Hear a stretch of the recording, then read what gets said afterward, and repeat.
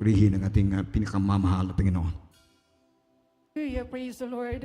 Ang pinakamataas na pagpupuri at pagdadakila ay tanging sa ating pinakamamahal na Panginoong Hesus po lamang. Hallelujah, praise the Lord. Double honor and respect po sa ating dearly beloved parents in the Lord. Ang pag-aalaala sa turo at aral ng ating beloved Pastor Wildy Estrada Almeda. Ganon din po sa ating beloved Assistant Pastor Lina C. Almeda. Hallelujah, praise the Lord. Ganon din po ang bagbati sa ating beloved Almeda children, Almeda family. Sa ating beloved workers, preachers po, sa dako ito, sa ating beloved choir members, sa inyo po, beloved brethren, magandang hapon na po sa inyong lahat. Hallelujah, praise the Lord. Ako po minsan pa po nagpapasalamat sa ating pinakamamahal na Panginoong Hesus, na ako po ay, siya po ay aking mapupurihan, mapasalamatan sa lahat po ng biyaya at pagpapala ang pinagkaloob niya po sa aming buhay. Hallelujah, praise the Lord. Kami po ay nakakilala ng mga minamahal.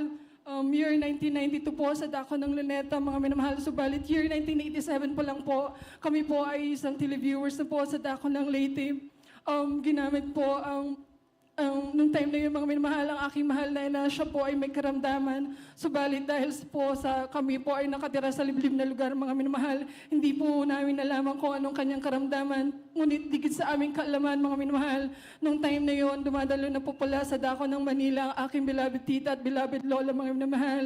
Kami po ay sinusulatan nila at sinishare nila kami na kami daw po ay manood, magbasa ng Bible, mga minamahal.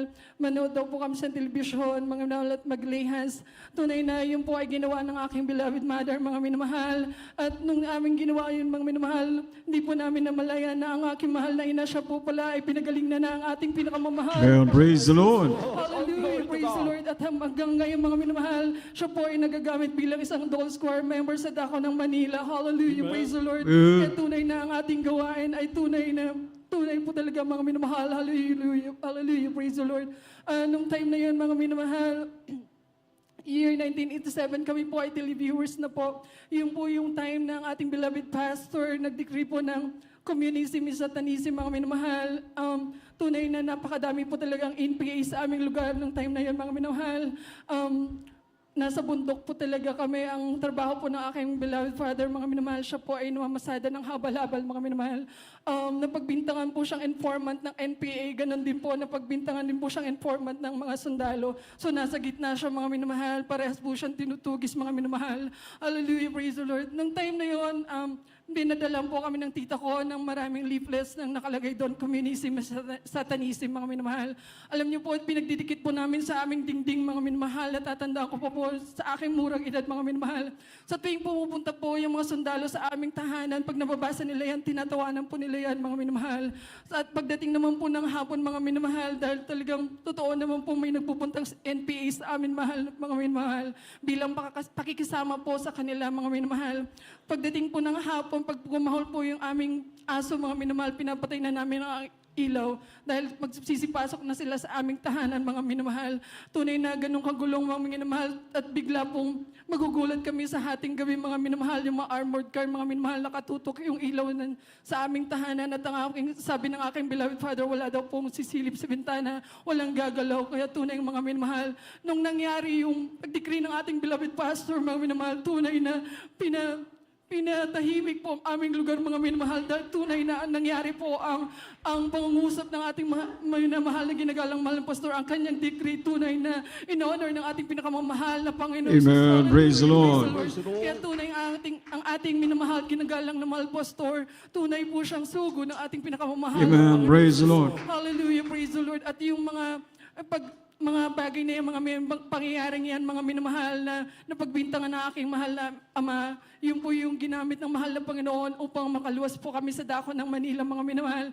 At yun po, nabautisman po kami year 1992 sa dako ng Luneta, mga minamahal.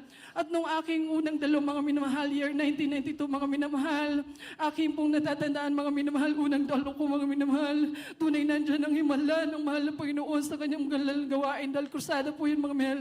Ang mga bulak, pinapkita ng mahal na Panginoon, pilay, pinalakad. Hallelujah, praise the Lord. Hallelujah. Ito yung nangyari January 24, 1992. Kaya aking pinapasalamatan sa mahal na Panginoong Jesus dahil itong buwan nito mga minamahal, kami po ay 34 years na naglilingkod sa ating pinakamamahal na Panginoon Jesus. Amen. Praise the Sa Lord. awat habag niya mga minamahal, hallelujah, praise the Lord.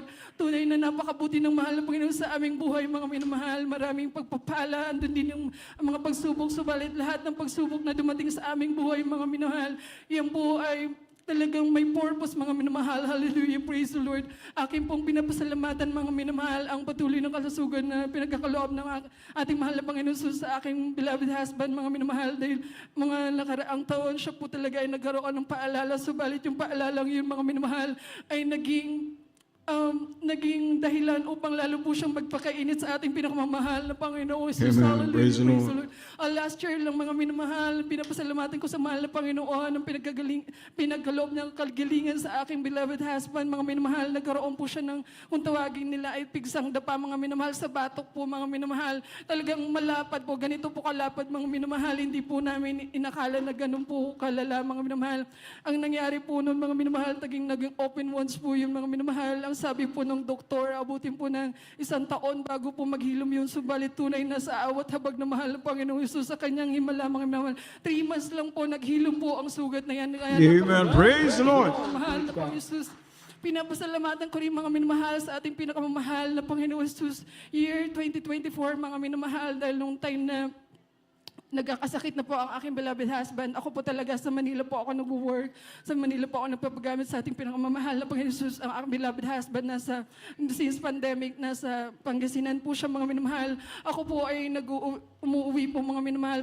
Pag Friday po umuwi ako ng Pangasinan. Monday bumabalik ako ng Manila mga minamahal.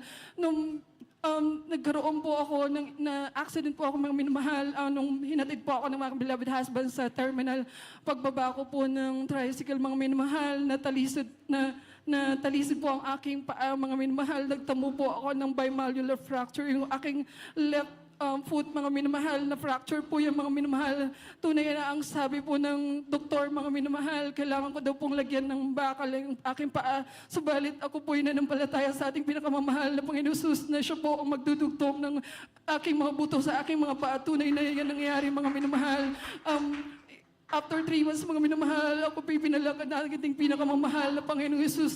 At ngayon po, mga minamahal, hindi ko na po halos na nararamdaman yung mga minamahal. Kaya tunay na napakabuti ng mahal na Panginoong Jesus. Amen. Praise the Lord. Mga minamahal. Bagamat andyan mga pagsubok, mga minamahal, at na mga pangyayari niya sa aming buhay, mga minamahal. Ako po ay nagtatrabaho sa Manila, mga minamahal.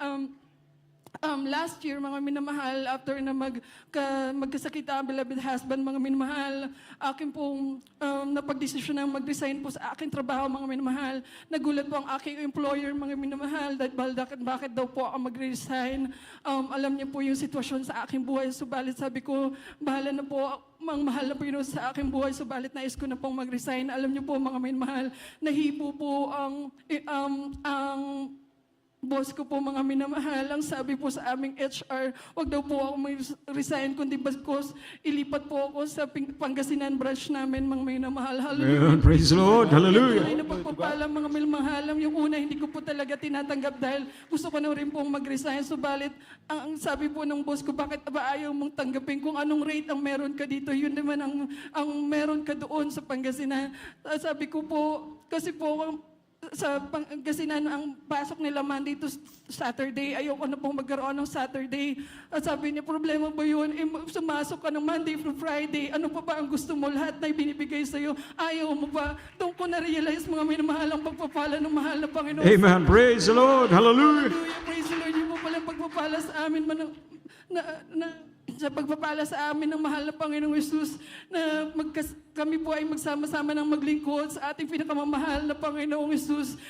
Bali po ang nagsagawa po tayo ng ating Talipawis Mission Anniversary, October 5. First day ko po sa Pangasinan, October 6. Kaya tunay na napakabuti po ng mahal na Panginoon sa pagpapalang niya, mga minamahal na pinagkaloob niya na siya, nahipo niya po ang puso ng aking boss, mga minamahal. Hallelujah, praise the Lord. At akin din po pinapasalamatan, mga minamahal, na bagamat hindi po ako karapat-dapat, ganun din po aking mga anak. Kami po ay ginagamit bilang mga awit sa dako po ng Pangasinan sa ngayon po, mga minamahal. Kaya hanggang dito na lamang po, mga minamahal, ang lahat ng kapurihan pasasalamat ay tanga sa ating pinakamamahal na Panginoon Jesus po lamang. Amen. Praise the Lord. Purihin natin pinakamamahal.